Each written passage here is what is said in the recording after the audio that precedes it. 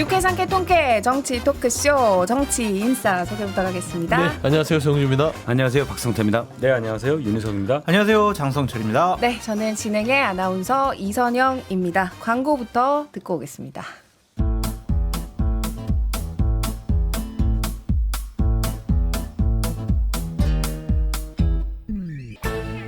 유쾌한 정치 토크쇼 정치 인싸.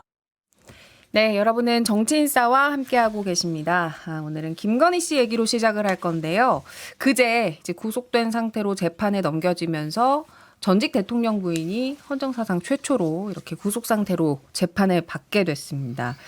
근데 뭐 이것도 유례 없는 뭐 사례기도 하고 그래서 관심을 받았는데 그 소회를 전해와서 굉장히 말이 많았어요. 뭐 달빛 뭐 이런 얘기를 한 것 같은데 가장 어두운 밤에 달이 밝게 빛나듯 견디겠다. 뭐 진실을 꿋꿋이 지키겠다 이런 취지의 얘기를 한 것 같기도 하고요.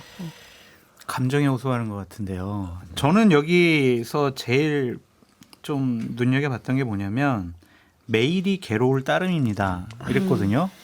진짜 우리는 김건희 씨와 관련된 일들이 계속 밝혀지고 집권 초기부터 여러 가지 얘기들이 막 돌아다녔잖아요. 그때부터 저는 진짜 그때부터 괴로워가지고 3년 동안 괴로웠거든요. 저는. 근데 김건희 씨는 구속당한 이후로 지금 한 달 정도 괴로운 것 같은데 많은 국민들에게 감정적으로 불쌍하다는 듯한 그런 이미지를 주고 싶은 게 하나의 측면이 있는 것 같고 또 하나는 여러 사람들 검사님께도 감사하고 교도관님 그리고 변호사님께 감사하고 막 이렇잖아요. 사람들 챙기는 그런 이미지를 또 주고 싶어하는 것 같아요. 근데 나 뭐 고생하신 교도관님들과 네. 변호사님들께도 네. 감사하다 뭐 이런 표현. 근데 뭐 윤희석 대변인님도 잘 아시겠지만 이런 분은 좀 아니었던 것 같습니다. 그러니까 권력을 갖고 있었을 때 그 사람 본성이 나오는 거거든요. 지금은 본인 처지가 상당히 어렵잖아요. 그래서 저는 이건 연기하는 것이다라고 보여지고 권력을 가까이 하고 가졌을 때 정말 김건희 씨가 주위에 얼마나 많은 악행들을 했는지 그런 것들을 보면 이런 감정적인 접근에 우리가 넘어가면 안 된다. 그렇게 말씀드립니다. 그러게 뭐 특검 검사님들께도 감사하다 뭐 이런 표현 쓴 거 보니까 조금 살살 해주세요 뭐 이런 의도인가 싶기도 하고. 예전에는 이 검사들 보면은 다 뭐 아이고 동생 막 이랬었잖아요. 휴대폰도 뺐고 그냥 아유 참 그랬던 분이 이런 얘기 하니까 조금 더 자극적인 단어를 써서 말씀드리면 좀 가증스럽다. 좀 그렇게까지도 말씀드리고 싶네요. 그리고 저는 어떠한 경우에도 변명하지 않겠다. 사실처럼 매일 새로운 기사들이 쏟아지고 있지만 피하지 않고 잘 살피겠다라고 했잖아요. 그러면은 이게 그냥 받아들이는 국민들의 상식선에서는 그럼 유죄를 인정하겠다는 말인가? 그러니까 그 표면만 보면 그런데 의도는 그게 아닌 게 보이잖아요. 변명은 안 했어요. 김건희 씨가 변명하는 건 없죠. 진술을 거부하거나 거짓말을 했죠. 그렇지 않을까요? 그러니까 변명이라는 건 방어 차원이지만 거짓말과 변명은 분명히 다르다. 그리고 이제 진실이라는 부분들을 꺼냈을 때 깜짝 놀랐어요. 과연 김건희 인생에 진실이 있었던가라고 반문하고 싶은 것이죠. 사실 말씀한 대로 본인이 굉장히 지금 어떤 특검의 포괄적인 수사에 피해자인 양 하려는 그런 피해자 코스프레의 어떤 소회인데 저는 그 나는 반딧불이라는 노래가 생각이 나더라고요. 아, 그거 명곡인데. 잘 부르는 예, 잘 부르시네. 가장 어두운 밤에 달이 밝게 빛나듯 견디겠다. 그러니까 본인은 빛나는 별, 그러니까 달빛인 줄 알았는데 알고 봤더니 본인은 반딧불이에요. 개똥벌레죠. 그래도 난 괜찮아. 라고 자위하는 소회입니다. 그러니까 본인 스스로 처지가 달빛이라고 아무리 주장한다 하더라도 지금 고래가 깔리고 있어요. 그래서 저는 지금 김건희 씨가 스스로 자가당착에 빠져서 계속해서 착각을 하고 있는데 현실 인식을 하셔라. 그에게 진실을 보는 국민은 한 명도 없다라고 좀 말씀드리고 싶습니다. 저는 좀 멋있는 척 하려고 그냥 아무 의미 없이 쓴 글이다. 근데 입장문을 보고 딱 떠오른 게 하나 있었어요. 윤동주님의 서시. 너무 멋있는 이런 작품들에 비유하시는 거 그래서 아니에요? 윤동주님에겐 정말 미안하지만 일단 흉내를 낸 거다. 일단 저 모든 죽어가는 것을 사랑해야지. 그리고 뒷부분만 서시 얘기하면 그리고 나에게 주어진 길을 걸어가야겠다. 근데 첫 줄이 제게 주어진 길을 외면하지 않고 그다음에 맨 끝에 서시는 오늘 밤에도 별이 바람에 스치운다. 별은 하기가 좀 그랬나 봐요. 달을 썼습니다. 아 이것도 가장 어두운 이미테이션이에요? 밤에 달빛이 밝게 빛나듯이. 어. 그래서 별을 안 쓰고 왜 달을 썼을까? 그리고 달을 구치소 창문으로 전- 별을 보긴 좀 쉽지 않을 것 같다. 아. 달은 가끔 볼 것 같다. 이렇게 해석을 윤동주 했고. 기념사업회에서 소송 걸 것 같아요. 근데 이거 안 요게 돼. 있습니다. 취소할 기회 드릴게요. 취소해요. 서시의 빨리. 맨 첫 줄은 저렇게 나오죠. 하늘을 우러러 한 점 부끄러움이 없기를. 아니 근데 이분은 부끄러움이 너무 많고 박 실장님이 세계 최고의 공문과를 나오셨기 때문에 네. 예, 충분히 그 해석에 그렇죠. 대해서 한번 생각해 보겠습니다. 부끄러움이 너무 많은 분이죠. 잎새이는 바람에도 윤동주님은 괴로워했지만 네. 이분은 그래프 기회를 줬는데 클리프. 아니 제가 말씀드린 건 이분이 아마 그런 좋은 글귀를 그냥 막 가져다가 쓴 건데 아 어설프게 따라. 윤동주님을 모욕하고 있다라고 하는 거예요. 아 근데 본인이 애초에 전제가 썼을까요? 달라요. 근데 그러니까 본인이 썼을까 이거? 제가 들은 생각은 분명히 이제 주변에서 조언을 했고 누군가가 뭐 초안을 잡았든 다 써줬든 했을 거 아니에요. 근데 보자라고 표현을 할게요. 그냥 도와주는 거를 보자를 정말 잘못하고 있다 이 사람들이. 결론은 여론을 좀 움직이겠다는 생각밖에 없을 거 아니에요. 여기 온갖 부드러운 말들, 겸손한 표현들 속에 사람들을 움직이려고 하는 의도가 있는데 우리가 지금 이 얘기하는 거 들어보면 그 의도가 하나도 안 먹히는 거 아니에요. 왜 그런 거는 그렇게 오래 생각 안 해도 우리가 알 수 있는데 이걸 입장문이라고 딱 구속 기소되니까 냈다는 것 자체가 이 보좌하는 분들조차 제대로 상황 판단을 못하고 있다. 그 점이 참 안타깝습니다. 이런 분들밖에 남지 않았다. 저 근데 이 그 제 개인적인 생각인데 순전히 이 달빛이라는 단어에 굉장히 아니 검찰 특검에서 구속 기소가 되는 입장이 무슨 달빛 타령이냐. 근데 이게 윤석열 전 대통령이 떠오르는 것이죠. 호수 위에 달 그림자를 쫓듯 그러니까. 허상을 이 쫓는다. 집은 달을 좋아해요. 그러니까 달을 좋아해요. 그냥 부부가 그냥 달 타령을 그냥 계속하는데 그래서 저는 이거를 이 문장을 보좌하는 사람들이 동일인일 수도 있겠다. 아. 달이라는 거에 대한 어떤 단어에 집착하는 누군가가 옆에 있구나. 근데 가만히 보니까 달 그림자. 달 그림자라는 것은 허상이라고 얘기하면 달빛과 달 그림자의 그 중간에 뭐가 있을까요? 저는 달빛이 김건희라면 윤석열이라는 달 그림자의 투영체. 그러면 전체의 그림 자체가 V1, V0 달 그림자. 왜냐면 달 그림자라는 게 지금 우리가 특검이나 헌재에서나 지금 우리가 얘기하는 내란의 행위들이거든요. 근데 이 실체적인 진실이 이 달빛이었던 김건희한테 있는 게 아닌가라는 개인적인 생각까지 먹게 만드는 참 그 이해하기 힘든 어두운 밤의 달빛 타령은 조금 뭐 어이가 없었다. 근데 저희가 너무 맞아요. 심취할 멋진 필요는 없어? 해석을 지금 그냥 가는 걸 본인 수도 멋있어 있어요. 보이려고 네. 할 일 없으니까 진술 거부하고 나니까 할 일이 없죠. 멋있어 보이려고 그냥 기소되는 마당에 쓴 거예요. 전 딱 요약하면 나에게 주어진 길을 걸어가야겠다라고 했는데 주어진 방이 있을 뿐입니다. 근데 행위는 조심 방이, 아니 방과 행위는 번호만 거의 있어요. 잡범이잖아요. 뭐 저기 나토 3종 목걸이에다 귀걸이에 브로치 그다음에 로봇계 사업자한테 시계 줘봐요 해서 컨스탄틴 받고 엊그제는 금거북이 금거북이 나왔죠. 네. 뭡니까 이거 낯이 뜨거워서 못 봐주겠어요. 그러니까 뭐 특검 검사님들 감사하고 특검이 끝날 때까지 잘 부탁드린다고 써놨는데 그러기에는 또 뭐가 계속 나오고 있잖아요.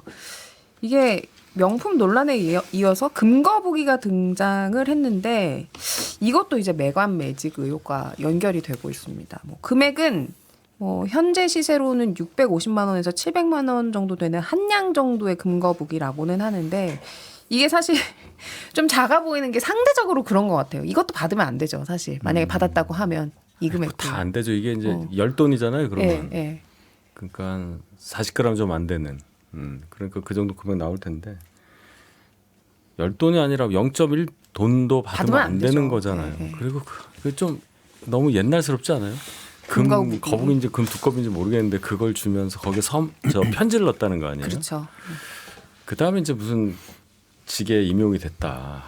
참 이게 그래서 사실 국가교육위원장이면 장관급인데 차관급인 총리 비서실장 가는 데는 거의 서희건설에서 1억 돈을 들여서 반클리프 목걸이에 여러 가지 귀걸이, 브로치까지 다 들어가는데 장관급인데 거북이 하나냐? 물론 편지가 있죠. 그래서 거북이가 혹시 군집 생활을 하는지 발견된 건 이 동생 집에서 동생 근거에서 발견됐잖아요. 네. 나눠 가졌냐라는 의문은 약간 들 정도입니다. 그러니까 이게 김건희 씨 동생 김진한 씨가 예. 사용한 것으로 추정되는 금고에서 발견이 됐는데, 그러니까 더 있을 수도 있다. 어딘가에. 그 그렇죠. 예를 들어 세 말씀하시는 마리가 거죠. 한꺼번에 있었는데 자 우리 삼남매가 하나씩 나눠 갖자. 그러면 수도 있는 것이고 편지는 쓸데없는 거는 너가 가져라. 이런 것들 이제 왜냐면 이건 차관급이 1억 대인데 장관급이 700만 원이다. 이게 좀 안 맞잖아요. 그래서 그러니까 이제 받은 분에 대해서 우리가 계속 얘기하는데 전 준 분에 대해서 굉장히 충격이란 말이에요. 이분이 이제 굉장히 유명한 사립여대 총장도 지내고. 네, 이대 총장 예, 역임하신 다른 걸로. 예, 그냥 교육이잖아요. 교육. 우리가 교육부 장관은 또 따로 보잖아요. 더 엄중하게. 지금도 이제 교육부 장관 후보자에 대해서 음주운전을 했네, 뭐를 했네, 막 얘기를 하면서 굉장히 엄격하게 보고 이전에도 그래서 한 분 낙마하고 윤 정권 때도 낙마하고 했는데 이 교육에 관한 분이 아니 다른 것도 아니고 완전히 현금과 똑같은 것을 그냥 그런 식으로 줬다. 그 학교를 나온 분들은 무슨 생각을 하겠냔 말이에요. 총장을 하시던 분인데. 그러니까 이게 서희건설 회장으로 있었던 국가조창기도회 이 소속이잖아요, 이분도. 거기 부회장직을. 이배용 위원장이지. 네. 네, 네. 그러니까 국가조창기도회가 아니라 국가공직청탁 뭐 조창기도회 뭐 이런 데가 아니었느냐. 실체가 의심스럽다. 네, 거기서 이제 회장하고 부회장이 저기 나는 저기 목걸이 이렇게 해가지고 저기 사위도 이렇게 취직시켜줬는데 부회장 이병 회장 좀 뭐 좀 해야 되는 거 아니야? 이걸 서로 지금 아침에 모여서 얘기한 거 아니냐. 참 한심하고 부끄럽습니다. 저도 보면은 근거부기가 49g 정도면 이 손바닥 안에 들어가거든요. 쬐끄맣죠. 쬐끔해요. 크기는. 근데 당선 인사를 그 한 마리를 줬을 거라고 생각하지 않습니다. 그리고 금고도 남동생 금고에서 나온 것이기 때문에 저는 최소한 10마리 정도는 마련하지 않았을까. 거기 몰려다니는구나. 그렇죠. 예. 거북이가 하나 갖고는요. 이게 안 주느니 못해요. 욕 그렇죠. 먹죠. 생각해 보세요. 그렇지, 그거 하나 가지고. 이거 요만한 거라서 감사합니다. 당선되셔서 이건 아닐 거예요. 최소한 이렇게 좀 나름대로 갖춰져서 딱 하나씩 넣어서 그 우왕청심환처럼 10개 정도를 세트로 딱 해야. 이렇게 박스를 쫙 열면 그렇죠. 그래서 이러면은 공진단처럼 빛나는 이렇게 있는 금거북이 거예요? 있고 거북이라는 건 장수를 뜻하잖아요. 그러면 그런 또 기원도 있어서 이게 상징성이 값어치보다는 뭔가 나눠서 쓰기에 좋은 아마 상징물이에요. 그러면 가족들이 모여서 자 이게 장수용미도 있고 이런 거니까 우왕청심만 나눠주듯이 하나씩 이렇게 해서 저는 이 한 마리가 전부는 아닐 거라고 생각해요. 그리고 국가교육위원장 자리가 말씀한 대로 장관급에 네. 준하는 자리인데 국무총리 비서실장 급에 준하는 값어치는 있을 겁니다. 그러면 최소 지금 그 시세가 김건희 정부가 아니라 윤석열 정부에서의 그 메간매직의 시세는 최소 7천에서 1억 정도에 거래됐다. 장관급은. 지금 평균가가 그렇게 형성돼 있는 건가요? 메간매직 방클리프 아마 목걸이도 그냥 그 아마 정도였잖아요. 그 정상 거래가를 표준가로 정해놓은 것 같아요. 그래서 저는 그래서 10마리 정도를 추측을 하고 그러면 한 7천 정도 맞춰집니다. 그럼 더 이거 있을 수 있다. 10남매의 막내겠네. 그럼 이제 그 거북이가. 그럴 수도 있죠. 장남 장녀 있을 거고 뭐 이렇게 그래서 해서 동생한테 10마리 너 이거 정도. 하나 가져라 이렇게 해서 아마 줬을 나눠서 거예요. 쓸 가능성이 거의 쬐끔해서 주기가 좋잖아요. 그냥 민망하죠. 한 마리. 그렇죠. 한 마리는 욕 먹어요. 근데 제가 처음에 16가지 김건희 특검이 혐의 얘기했을 때 이거 무조건 곱하기 2다. 네. 당시에 16가지 하면은 언론에서 기존에 나왔던 것들이 그런 거잖아요. 하다 보면 더 나올 거다 했는데 지금 막 나오고 있어요. 지금 국가교육위원장이 나왔고 그런데 공공기관만 해도 330개가 넘습니다. 그리고 정부의 주요 또는 대기업이나 금융기관에서도 옛날에 이명박 전 대통령 때도 우리금융지주 당시 지주회장 하려고 이렇게 상납한 게 있었거든요. 그런 저도 제보 받은 게 하나가 이제 주인이 없는 모 대기업 회장 자리 하는데 건진이 얘기해서 회장하고 싶으면 최종 후보들에게 회장하고 싶으면 막대한 금액을 김건희 씨에게 내야 된다. 제보 받았는데 지금 그분들이 다 부인하고 있어서 확인은 안 됐어요. 근데 이런 게 한두 개겠냐. 저는 할수록 계속 나온다고 봅니다. 그러니까 지금 이배용 위원장 같은 경우에도 이런 의혹이 나올 수밖에 없는 게 임명 당시에 그 역사관이나 교육관과 관련해서 뭐 여러 가지 논란이 있었던 분이고 또 나중에 이제 밝혀진 게 서희건설 회상 사이의 연결고리 아까 말씀하신 그 그렇죠. 조찬 기도회에서 만난 사이라는 게 드러나면서 이거 아무래도 의심스럽다 이런 상황인 거잖아요. 그러면은 말씀하신 것처럼 이 자리들만 이른바 메간 매직이 됐겠냐. 그러니까 이 더 있을 수도 그룹을 있다. 보세요. 지금 김건희 씨의 범죄 혐의와 연루된 사람이 첫 번째 취임식 때 초청했던 사람들이 대다수입니다. 다 돼 있죠. 도이치모터 주가적 서희건설부터 거기 뭐 십상시부터 본인이 유튜브까지 다 초대했는데 김건희 씨와 연결된 사람들은 거기에 다 초대됐어요. 두 번째 이제 메간 매직 부분들을 제가 봤을 때는 조창기도의 부분에서도 상당 부분 더 파보면 나올 수도 있다. 라고 추측이 돼요. 왜냐하면 이봉관 그 회장이 조창기도의 회장이었고 이종배 국가교육위원장이 부회장이에요. 그러면 이런 부분들이 최소한 간부급에서는 통상적으로 이 정부는 돈 주면은 직을 얻을 수 있다. 라는 것들이 저는 정보교환이 되지 않았을까. 라고 추측은 해봅니다. 아침에 이렇게 조창기도 하면서 우리 대한민국과 대통령 이분들의 건강과 뭐 우리 국민의 안전 이걸 기도하는 것이 아니라 국가교육위원회장 되게 해주세요. 사장님 자녀의 뭐 어떤 공직 진출과 배지와 저 그건 부회장의 우리 기도를 공직에. 그런 이 표면 아이고. 행위입니다. 네. 그러니까 이게 사실 저희가 웃으면서 얘기하지만 뭐 조선 말기에 진짜 외척 세력이 그럼요. 네. 매관매직한 것 같은. 맞아요. 그러니까 절대 있어서는 안 되지만 정말 어디 가까운 사람이 정말 자리 하나 막 달라고 그래서 예전에 공직자들 이렇게 많이 걸렸거든요. 그래서 뇌물 받고 이러다 걸렸는데 지금 김건희 씨의 매관매직은 전방위적이에요. 상상을 초월해. 그냥 직을 다 판 것 같아요. 이거는 정말 국격이 너무 떨어지는 일이다. 그러니까 이거 김건희 씨 측에서는 처음 듣는 이야기다. 금거북이 관련해서 특검 때도 이런 질문은 없었다는데 이렇게 새로운 수사 상황으로 확대될 수 있다. 이렇게도 보시는 거예요. 당연히 확대돼야 되죠. 그리고 저는 이런 것들을 준 사람들도 다 처벌해야 된다고 봅니다. 네. 알겠습니다. 이 메간 매직 의혹뿐만이 아니라 영부인이라는 지위를 이용해서 김건희 씨가 막 여러 가지 행동들을 했잖아요. 근데 또 이게 저 진짜 깜짝 놀랐어요. 종묘에서 차담회를 했다는 거예요. 그게 있을 수도 없는 일이죠. 상상도 안 되더라고요. 이 종묘에서 뭐 어떻게 차담회를 했다는 건지. 제가 당시 이제 그 종로에 있는 종묘의 망묘루가 그 당시에는 일반인에 개방되지가 않았고요. 당시 저도 이제 사실관계를 좀 확인을 했는데 김건희 씨가 초청해서 거기서 이제 차담과 어떤 그 연찬회는 아닐 거예요. 차담으로 알고 있어요. 커버나 컨텐츠 관련된 본인 회사 그것도 영부인 때 그 사람들 데려왔고 외국인 몇 명과 조금 예술 쪽에 있는 사람들 데려와서 거기서 말하자면 좀 과시욕이 있죠. 김건희 씨는 돋보이고 싶어하는 것을 절대 감추지 못하잖아요. 그러니까 여기는 정말 사용해서는 안 되는 데입니다. 아무리 권력 있어도 사용 못합니다. 아니 상식적으로 그냥. 네, 근데 더 말이 재밌었던 안 되죠. 건 거기를 사용을 하는 것을 강제해서 들어갔고 소품 자체도 경복궁에 있는 말하자면은 그 문화재로서 쓰는 탁자, 의자 이런 거를 다 거기에 갖춰 놓고 나서 예전의 왕비들이 이렇게 회의를 하듯이 회의를 했다는 거예요. 근데 그거 자체도 문화유산인 거잖아요. 그렇죠. 국가의 재산인 거잖아요. 그렇습니다. 황실 후손도 못 들어가는데요, 종묘는. 종묘사직인데. 국가로 다 환수가 됐고 그 얘기는 그냥 쉽게 얘기해서 경회로 해서 잔치 벌인 거 아니에요. 우리가 잘 아는 거. 그러면 이게 문화재인데 그 문화재청에서는 뭘 한 거냐.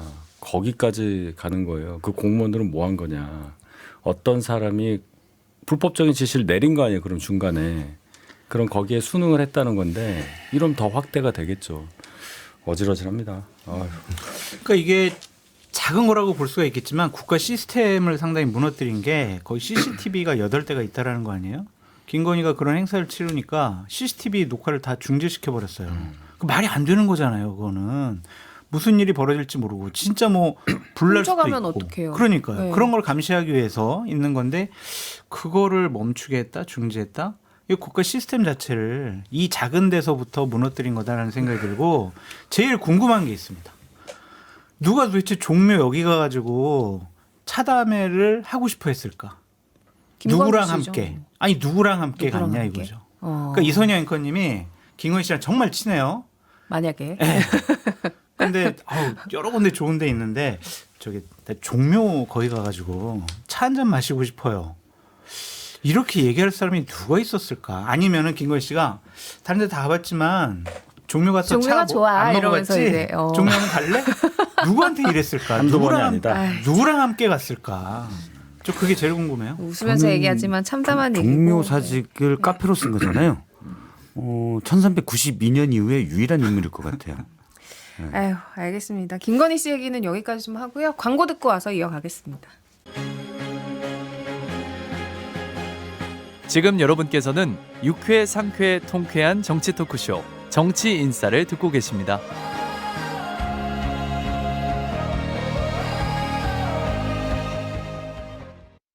이거 자, 정치인싸 2부 이어가겠습니다. 2부는 권성동 의원 얘기로 넘어갈 건데요.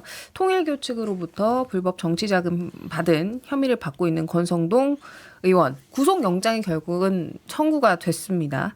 국회 체포동의 절차가 이제 금요일부터 곧장 시작이 됐는데 뭐 이거는 높은 확률로 통과될 가능성이 있는 제가 상황이잖아요. 통상 잘 쓰는 말 100%라는 수 200%라고 하죠. 이거는 그냥 이미 통과됐다라는 것인데 결백하고 당당하게 맞서겠다라는데 참 처량해요. 중진 의원이고 그래도 5선 정도 되셨으면 최소한 본인이 그 돈에 대해서 지금은 뭐 결백을 주장할 수 있으나 야당 탄압이라고 하면서 국민의힘까지 끌어들이는 걸 보면서 자기 살려고 당의 대선 자금으로까지 락을 걸어놓는구나 라고 생각하는데 그럼 국민의힘이 어떻게 이거를 처신할지 한번 좀 지켜보겠습니다. 권성동 의원은 뭐 난 당당하다. 그리고 그 전에 받았던 혐의도 결국 무죄가 났기 때문에 이번에도 무죄일 것이다. 뭐 이런 입장인 것 같은데 정말 당당한 걸까요? 아니면 지금 이제 좀 그런 척하는 걸까요? 그 전에 무죄라는 건 강원랜드 예, 얘기하시는 예, 거죠. 예. 그거 이제 시점도 다르고 전혀 다른 얘기고 이번에는 그 강원랜드 때야 뭐 증거도 그렇게 많이 언론에 나오고 그런 게 아니기 때문에 잘 모릅니다, 사실은. 근데 이번에는 보도를 보면 보도에 나온 것만 해도 많잖아요. 문자 메시지부터 시작해서 뭐 사진도 있었다는 거. 그리고 그 돈을 줬다고 주장하는 사람이 저희 해석으로는 돈을 확실히 줬다는 걸 남기기 위해서 여러 가지 장치들을 했던 것을 느끼고 있잖아요, 우리가. 그러니까 그 중국집에서 만나고 나서 돈을 그렇죠. 준 사람이 문자로 뭐 이번엔 약소하지만 좋은 일에 그렇죠. 써주십시오. 뭐 이렇게 뭐 문자를 누구를 했다는 위해 거잖아요. 써주십시오. 문자를 예, 보내고 예, 예. 그런 식으로 소위 말하는 알리바이를 만들어놨기 때문에 당사자가 받았다고 지금 추정되는 분이 나는 당당하고 안 받았고 전에도 무죄였고 얘기를 해도 공허하죠. 저는 몇 번 말씀드린 적이 있는 것 같은데 이 돈을 받았다는 22년도 1월 5일 그 날짜에 주목을 해요. 저 정말 이해가 안 가는 게 그 전해 12월 말부터 1월 사이에 윤석열 후보 지지율이 완전 곤두박질 쳤어요. 이준석 당시 대표와의 갈등 때문에. 그래서 전 날짜 하나하나마다 하루하루가 다 기억이 나는데 1월 3일이 월요일입니다. 그때 김종인 당시에 저희 선대위원장이 무슨 말씀을 해요. 후보는 하라는 대로 하면 된다. 연기만 하면 된다. 이러면서 평지풍파가 살짝 일어나더니 이틀 후 딱 그날 1월 5일 날 수요일 날 후보가 선대위를 해산합니다. 정신이 없었어요. 우리는. 이거 어떻게 해야 되냐. 근데 그날 점심에 이 일이 있었다는 거잖아요. 그래서 저는 모르겠어요. 어떻게 그 정신에 이런 일을 할 수 있었겠느냐. 정말 그 날짜가 맞느냐. 물론 선대위가 해산된 날이기 때문에 요긴한 일이 더 많아져서 일단 받아야 되겠다 생각할 수도 있지만 미리 약속이 돼 있을 거잖아요. 그렇죠. 그러니까 당이야 어떻게 되든 말든 난 일단 받는다라고 해석하는 게 맞고 권성동 의원이 말로는 당당하다고 했지만 제가 볼 때 보좌관은 당당하지 않은 것 같아요. 일단 보좌관은 윤영호 본부장이 검찰 조사를 받고 온 날 그렇죠. 택배 기사에게 전화했죠. 전화 잘못 걸어가지고 네. 택배 기사에게 전화해서 의원님이 좀 통화를 원합니다. 택배 기사가 제가요? 왜요? 이게 있잖아요. 네. 권성동 의원이 본인 입으로 아무리 당당하다고 해도 보좌관이 당당하지 않아요. 당당하면 그날 왜 그렇게 조사받은 윤영호 본부장에게 뭐가 듣고 싶어서 전화를 했습니까? 또 이미 차명폰으로도 여러 번 통화를 했었고 그래서 그의 행적은 절대 당당하지 않다라고 보입니다. 그런데 뭐 당당하다고 하면서도 만난 건 맞다. 그리고 큰절을 한 것도 사실이다. 근데 돈은 안 받았다라고 얘기하잖아요. 이게 정황상 그러기도 쉽지 않을 것 같아요. 참 비루해요. 그렇지 않습니까? 5선까지 한 정치인으로서 사실 이제 저 큰절 부분도 나중에 시인을 한 거 아닙니까? 근데 큰절 왜 해요? 그걸 받을 그러니까요. 것도 없으면서. 오갈 게 없는데 큰절을 갑자기 하는 그러니까요. 게. 뭐 통일교 예. 신자신가요? 권성동 의원이? 그러면 그렇게 밝히시든지 신자라면은 총재한테 절을 할 수 있죠. 그다음에 만났는데 중국집에서 돈은 안 받았다. 그런데 사진은 또 뭘까요? 그래서 통일교란 조직 자체가요. 그렇게 허투른 조직이 아닙니다. 돈이 가면 배달 사고 나가지 않도록 전달하고 보고하는 체계들이 갖춰져 있는 조직 같은데 유독 그러면은 그 사람들은 누구를 만난 것인가, 동명이인의 권선동이 있는 것인가, 그냥 그렇게 묻고 싶어요. 네, 지금 불체포 특권과 관련해서 어쨌든 국회에서 통과될 가능성이 높은 상황인데 이게 스스로 자기가 불체포 특권 포기하겠다라고 했잖아요. 뭐 전략적인 선택이다 이런 분석도 나오는데 이거는 왜 그랬다고 보세요? 저요? 그 2023년 3월에 불체포 특권 포기 그 서약서를 썼어요. 거기 사인도 예, 하셨고 예, 예. 거기에는 어떤 내용까지 있냐면은 만약 체포 동의안이 국회에 오면은 나를 체포해달라 그런 얘기까지 하겠다. 그런 내용까지 다 있어요. 이게 있더라고요. 예. 말을 바꿀 수 없어서. 예, 과거에 본인 사인까지 다 들어가 있기 때문에 이거를 불체포 특권 뒤에 숨지는 않을 것 같고 저는 이제 상당히 유의 있게 보는 게 만약 권성동 의원이 구속되면은요 뚫릴 게 더 많을 것 같아요. 아직은 그래도 뭐 활발하게 활동하시고 나는 뭐 문제 없어라고 얘기하시니까 지금 누르고 있던 다른 문제들이 드러나지 않고 있는데 만약에 저게 이제 뚫리게 되면은 사실은요 이런 일도 있었어요 저런 일도 있었어요 라고 여러 가지 증언들이 좀 나올 것 같아서 권 의원과 관련해서요. 네 그래서 권성동 의원님 이번에 좀 힘들지 않을까 법적으로 잘 아시는 좀 거 있는 것 같은데. 들은 얘기가 많이 있죠. 그래서 이번에 법적으로 준비를 좀 잘 하셔야 될 것 같다 그런 생각이 듭니다. 그리고 뭐 언론에서도 이제 권성동 의원이 언급이 되다 보니까 뭐 아들에게 증여한 아파트 관련 얘기도 나오고 그러는 것 같더라고요. 그거는 어떻게 된 거예요? 일단 뭐 아파트를 하나 샀는데 네. 이거를 제 작은 아버지 그다음에 아들, 정확히 따지면 권성동 의원 입장에서는 동생과 아들, 딸 공동 지분으로 산 건데 당시 로스쿨에 다니던 아들이 무슨 돈이 있어서 12억 원이 넘는 돈, 물론 거기에서 그 지분대로라면 그보다는 좀 적어지지만 그걸 샀냐 이런 의혹 제기죠.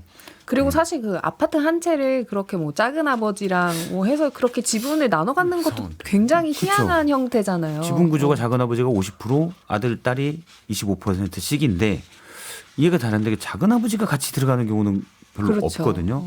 물론 이제 이상한 일은 워낙 많이 일어나니까 이건 따져봐야 되겠지만 의심 가기엔 충분하고 그런데 그것과 이제 앞서 장선수 소장님이 얘기한 무수한 소문들과 연계시키면 의혹은 더 커지죠.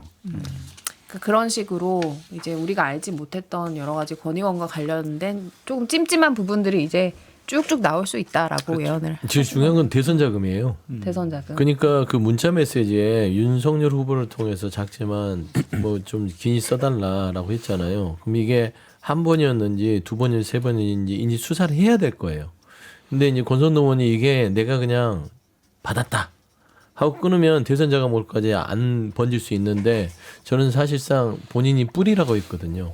이 당에 뿌리가 뽑히는 수가 있다. 나의 이 수사가 뚫리면 그거는 대선 자금으로 번지는 거를 내가 입만 뻥끗하면 그게 진행된다. 나를 보호해라라는 부분이라서 저는 사실 국민의힘이 지금 대선 자금 수사를 대비해야 될 때가 아닌가. 그게 좀 정당에서는 보통 일이 아닙니다. 대선 자금 수사 들어오면. 내가 그냥 착복해서 다 썼어. 차라리 이게 아니고 그게 그 중진원으로서 할 일이죠. 사실은 나눠 썼는데요. 알겠습니다. 고약하게 됐어요. 네, 특검이 권성동 의원의 의혹을 어디까지 파헤칠지도 좀 계속해서 지켜보도록 하고 그나저나 한덕수 전 국무총리의 구속영장은 기각이 됐습니다. 원래는 어떻게 될 좀 예측을 하셨었어요? 예상한 결과인가요? 저야 뭐 법률 전문가가 아니니까 법률에 정통하신 분들에게 들은 걸로 판단을 한 건데 대부분 반반 정도 보시는 분이 꽤 있더라고요. 물론 이건 나온다 하시는 분도 있었는데 또 안 나온다라는 분은 없어요. 근데 반반 정도 보시는 분이 많아서 저도 반반 정도 봤는데 이렇게 됐네요. 봐주려고 했던 것 같아요. 특검이. 특검이 왜 한덕수 전 했을까요? 국무총리에 대해서는 좀 수사 의지가 그렇게 많이 없었던 것 같아요. 그것은 이게 정황적인 뭐 여러 가지 상황을 볼 수가 있는데 구속영장이 이제 기각이 됐을 때 상당히 의아스럽게 생각했던 것은 오후부터 영장 실질 심사가 들어갔는데 판사께서 10시쯤 밤 10시쯤 그냥 기각해 버렸거든요. 검토가 상당히 좀 검토할 시간이 상당히 적었다. 그거는 특검에서 제출한 자료가 구속을 하기에는 좀 무리가 있다라고 판사가 미리 얘기하지 않았느냐 그런 생각도 들고 그 다음번에 나온 특검의 반응을 보고 좀 확신을 했어요. 그러니까 저희가 내부 회의를 거쳐 구속영장 청구할지 아니면 그냥 불구속 기소를 할지 좀 판단해 보겠습니다. 이러더라고요. 보통은 저렇게 구속영장이 기각이 되면은 저희가 철저하게 영장을 뭐 다시 보완해가지고 재청구하겠습니다. 네, 그렇게 나와야 되는데 느슨해요. 어. 그리고 우리가 좀 이상하게 생각했던 게 한덕수 전 국무총리가 유인촌 문체부 장관에게 한예종 폐쇄. 이거는 이상민 전 행안부 장관이 소방청장에게 자 언론사 단수. 이것 때문에 이상민 장관 구속당했잖아요. 네. 그거에 대해 수사를 좀 제대로 할 것 같다. 세게. 그래가지고 영장에 첨부할 것 같다. 그렇게 생각했는데 그거에 대한 수사 의지도 별로 없더라고요. 그래서 그 다음 날 바로 그냥 불구속 기소했어요. 라고 한 거 보면은 당초부터 한덕수 전 국무총리가 너무 협조를 잘해줘서 너무 많은 얘기 특검에서 궁금한 얘기를 거의 다 해줘가지고 야, 요 사람은 그냥 구속 안 해도 되겠네. 오히려 도움을 받았네. 그렇게 생각한 것이 아닌가. 그럼 그 계엄 당시에 중요한 이제 저희가 알지 못하는 진술들을 한 전 총리가 자기가 살기 위해서 했을 한것 가능성이 같아요. 있다. 그게 이제 여러 가지 수사의 단초가 된 것이 아닌가 그런 생각이 들고 개인적으로는 제가 요즘에 많은 예측이 틀려가지고 좀 주눅 들어 있었는데 이제 그러다 보면 하나 지난주 맞는 거예요. 목요일 날 제가 여기 뉴스하이킹 나와가지고 네. 이거 영장 청구 안 할 것 같다 오, 그렇게 얘기를 했거든요. 맞추셨어요. 그래서 축하드립니다. 금요일 날 네. 이렇게 불구속 기소해가지고 다행스럽게 생각합니다. 그래도 장 소장님 말씀에 축하드립니다. 다행스러워. 장 소장님 말씀에 약간 일리가 있는 것 같아요. 저도 특검이 일단은 이제 인신구속이라는 건 원래 허들이 좀 높기 때문에 구속이 될까 안 될까 그건 저도 약간 의아했지만 물론 많은 국민들이 당연히 구속이 돼야 된다고 생각을 하죠. 그렇죠. 그런데 말씀하신 대로 그냥 불구속 기소로 끝낸다? 말씀하신 대로 그 유인촌 문체부 장관과의 통화 이거는 한예종 폐쇄라는 구체적 행위가 이어졌기 때문에 그러니까요. 자 폐쇄한 사람들 한예종의 직원들 누가 지시해서 어떻게 됐냐를 파고 들어가면은 어떤 단서들이 나올 수가 있거든요. 저는 그래서 당연히 그런 것들을 더 파고 들어서 다시 구속영장을 재청구할 거라고 봤는데 그냥 안 했어요. 그러면은 정말 말씀하신 대로 이분이 그냥 술술 다 분 거 아니냐. 그리고 그분의 70여 년 인생 궤적을 보면 상황이 반전되면 언제든지 다 불 수 있는 분이기 때문에 그럴 가능성이 좀 크다라고 보이는 것 같아요. 근데 그거는 일단 구속과 불구속의 여부고 저는 내란에 대해서는 전모를 다 밝혀야 되기 때문에 한해종 문제나 이런 것들도 특검이 다 밝혀야 된다고 봅니다. 그리고 뭐 한예종 문제도 있었지만 이제 한덕수 전 총리 같은 경우에는 위증한 거를 전 국민이 지금 다 알게 됐잖아요. 그래서 이거 구속영장 기각된 게 의아하다고 받아들이시는 분들이 많을 것 같은데 이제 두 분의 합리적인 추측은 이거 뭔가 특검과의 뭐 딜이라고 하긴 그렇지만 이제 진술 측면에서 뭔가 유리한 걸 던져주고 그리고 구속 안 되는 그런 협조 그런 게 좀 있었을 것이다. 위증은 그게 있어요. 위증은 증거인멸의 우려가 없어요. 지금 말한 게 다 영상에 녹화가 돼 있잖아요. 예. 그리고 위증은 나중에 이건 당연히 유죄 나올 거고 아마 징역형이 나올 건데 그럼 법원에서 나중에 판단해서 나오는 거고 구속 불구속할 때는 사실은 증거인멸의 우려가 없기 때문에 일단 한덕수 총리가 도망갈 염려가 없다라고 하면 거기에서 구속영장 나오기는 쉽지 않을 것 같아요. 근데 이게 혹시 다른 국무위원들의 수사에 좀 영향을 미치거나 뭐 그럴 가능성도 있을까요? 보통 언론에서 이런 게 나오면 특검이 힘이 떨어진다 이렇게 하는데 제가 볼 때는 아니에요. 그냥 언론에서 쓰는 거고 저도 언론에 있었지만 특검 그러면 더 꼼꼼하게 갑니다.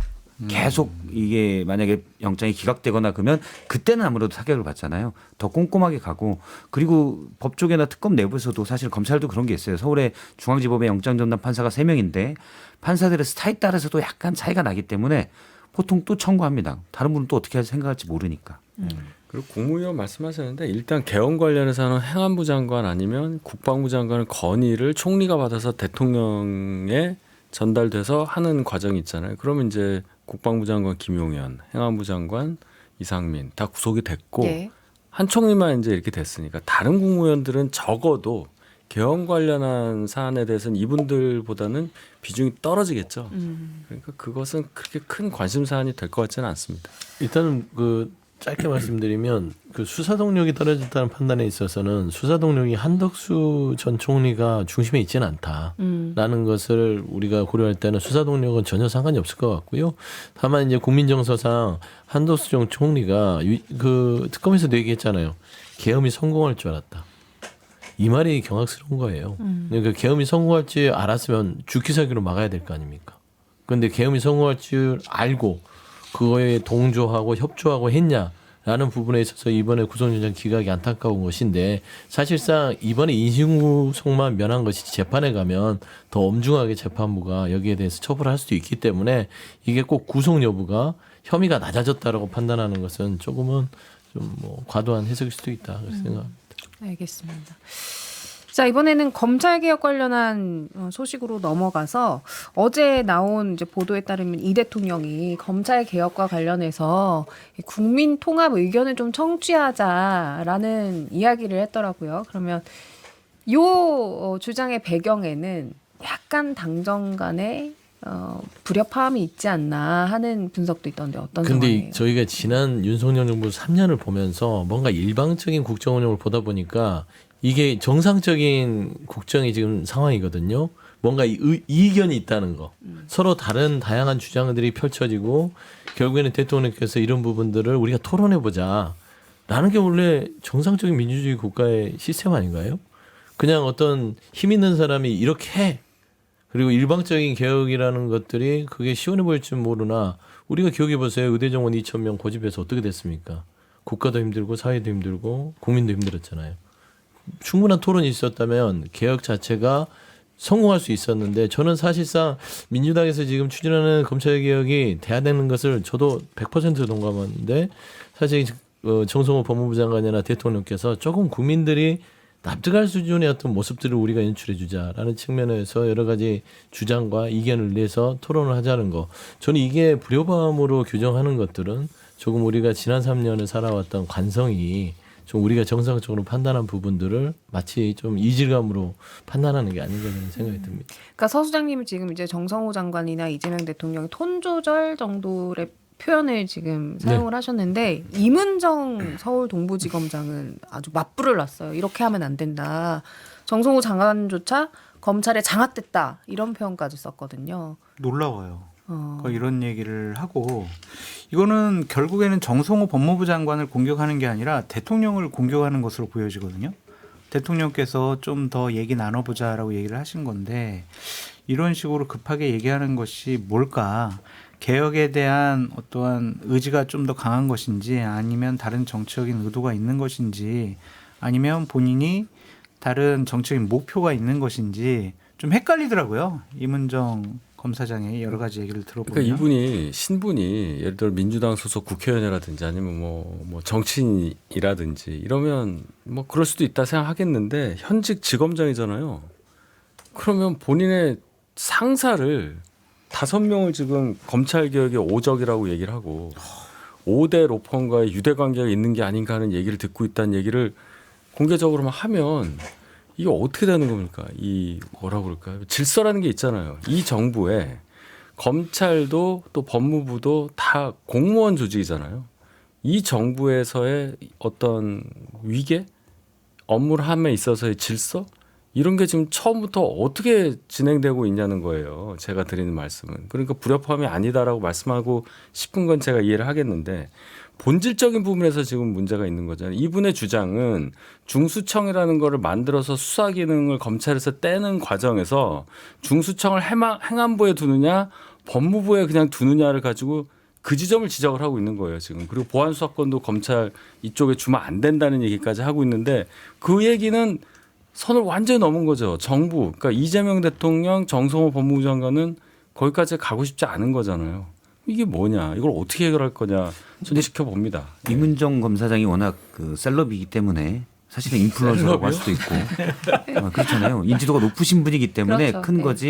예를 들어서 이프로스넷에서 검찰 내부 게시판에서 현직 검사장이 법무부 장관의 의견에 대해서 주장할 수 있어요. 표현이 좀 거칠게 주장했지만 그래서 그 주장을 좀 페이스북에 쓴 거다라고 저는 보고 그냥 이런 의견도 있다 정도로 생각하면 될 것 같아요. 이문정 검사장 그러니 무조건 맞냐? 뭐 검사장이나 또는 일선 검사들이나 또는 일선 경찰에서나 다른 의견들이 다 있을 수가 있거든요. 그래서 이거는 저는 뭐 처음에 이게 대통령과 정청래 대표가 여기에 대해서는 확실히 이견이 있고 이게 많이 노출되는구나라고 생각했는데 앞서 소영주 소장님이 그냥 대화의 과정이다라고 해서 설득이 됐어요. 네. 그래서 그냥 그렇게 보면 될 것 같고 근데 제 의견은 저는 정성호 법무부 장관 의견이 맞다. 그리고 제 추측은 아마 정성호 법무부 장관의 의견은 대통령의 뜻일 거다. 물론 검찰이 국민들로부터 신뢰를 못 받고 저도 대대적인 개혁이 필요하다고 보지만 사실은 여러 형사 사건들 그러니까 특수부의 문제, 수사의 문제가 아니라 저는 이제 보안 수사권 같은 건 되게 중요하다고 보는데 그럼 경찰은 믿을 수 있냐? 제 경험상 경찰은 더 못 믿어요.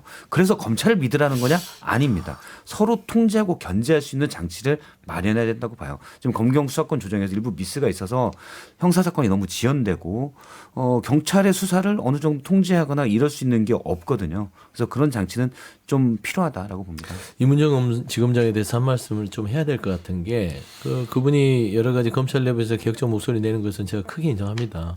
하지만 지검장의 신분으로서 지금 현재 검찰의 어떤 여러 가지 라인의 인사를 단행한 대통령 그 인사에 대해서 그러면 속은 거다라는 식의 이야기잖아요. 검찰에 오염됐다고 정성호 법무장을 얘기합니다. 그렇게 얘기하는 것은 좀 수위를 넘었다. 이거 본인 판단할 문제는 아니에요. 그래서 저는 이문정 지검장 자체가 계속해서 이런 식의 선명한 발언 자체가 개혁은 아닙니다. 사이다 발언만이 개혁이 아닙니다. 꼭 사람들에게 시원한 발언을 해야만 내가 혁신적이고 개혁적이라고 나타낸다는 강박이 있는 것 같은데 사실 법무부 장관에게 검찰에 오염됐다고 규정 짓는 거 굉장히 위험한 발언이고요. 사실 검찰의 가장 큰 피해자는 이재명 대통령 아니었겠어요? 근데 지금 이재명 대통령과 정성호 법무부 장관이 왜 검찰 개혁에 대해서 충분한 공론화 과정을 거치자고 하는 건지 지검장으로서 한 번 더 신중하게 생각하고 발언했어야 된다라는 점을 좀 지적하고 싶습니다. 지금 이문정 지검장이 개인 SNS에 이거 올린 것처럼 보셨는데 사실관계가요. 어제 브리핑이 의원회관에서 있었어요. 네. 네. 토론회. 촛불 행동 등이 주최한 검찰개혁의 쟁점은 무엇인가 검찰개혁 긴급 공청회에서 토론자로 참석을 했어요. 네. 토론자로 네. 현직 지검장이 그러면서 이 얘기를 한 거예요. 조국혁신당 주최로 토론회 그러니까 참석했죠. 이게 그냥 자기 의견을 뭐 이프로스에 올려서 검찰 내부의 의견 중에 좀 비중 있는 분이 올렸다 그런 정도로 얘기할 게 아니다. 근데 저는 그것도 마찬가지라고 봐요. 토론에서 그래서 검찰 내부에서 여러 의견들이 있을 수가 있잖아요. 저는 이문정 검사장의 주장에 동의하는 건 전혀 아닙니다. 오히려 제 생각과는 반대인데 그 형식만 놓고 보면 토론장에도 어디든 그냥 얘기할 수 있다. 그건 하나의 주장인 거죠. 이문정 검사가 그냥 하나의 검사의 의견이 아닌 것 같아요. 뒷배경, 백이 큰 것 같아요. 어떤 백이요? 김호준 씨 방송에서 항상 이런 주장을 하거든요. 그러니까 이문정 지검장이 지금은 뭐 김호준 씨 방송 안 나가지만 그 이전에 나가서 이런 얘기 많이 했어요. 김호준 씨도 거의 똑같은 수준으로 얘기를 했고 그래서 김어준 씨가 생각하는 검찰 개혁을 이문정 지검장이 얘기하는 것이 아니냐. 그러니까 사주를 받았다가 아니라 두 사람이 거의 똑같은 생각을 하고 있다. 그래서 공개적으로 이문정 지검장이 얘기하고 있는 것이 아니냐. 그래서 이게 쉬울 것 같지가 않아요. 대통령이 직접 나서가지고 정말 다 정리하지 않으면은 이 부분은 큰 싸움으로 벌어질 수 있겠다. 그런 생각도 듭니다. 알겠습니다. 어쨌든 이재명 대통령은 이제 국민적 과제로 생각하고 이제 토론을 좀 해보자라는 입장을 내고 그러셔야죠. 일종의 보여주기식은 안 된다라고 맞습니다. 또 정리를 한 만큼 어떤 지혜를 보여줄지 좀 지켜보도록 하겠습니다. 저희는 광고 듣고 오겠습니다. 네, 6개 상쾌 통쾌 정치 토크쇼 정치인싸 이번 주 방송은 여기까지입니다. 저희는 다음 주 토요일 11시 5분에 다시 뵙겠습니다. 고맙습니다. 감사합니다. 감사합니다.